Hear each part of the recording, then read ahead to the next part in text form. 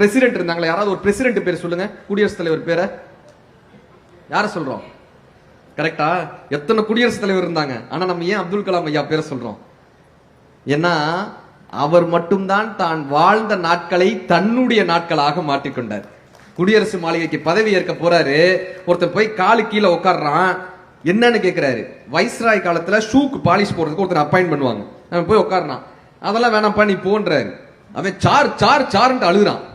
எதுக்குடா என்னன்னு கேட்கிறாரு. இல்ல சார் அவனுக்கு 4 பசங்களாம், நீங்க வந்த உடனே வேலையை விட்டு அனுப்புறீங்கன்னு அவன் அழுகுறான். அவர் சொன்னார் அதெல்லாம் இல்லப்பா, நீ தோட்டத்துல போய் தண்ணி ஊத்து, உன வேலையை விட்டுல தூக்கல, தோட்டத்துல போய் தண்ணி ஊத்துட்டார்.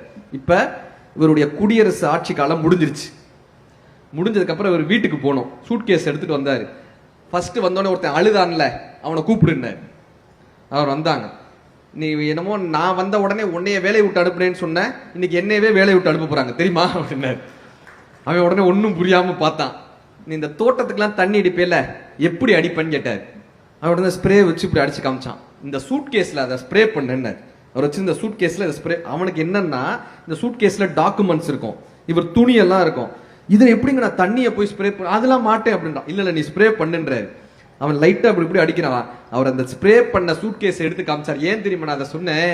குடியரசுத் தலைவர் மாளிகையிலிருந்து அப்துல் கலாம் செல்லும் போது ஒரு தூசியை கூட எடுத்து செல்லவில்லை என்பது எல்லோருக்கும் தெரியணும்ன்றதுக்காக நான் இதுல தண்ணி எடுத்து காட்ட சொன்னேன்.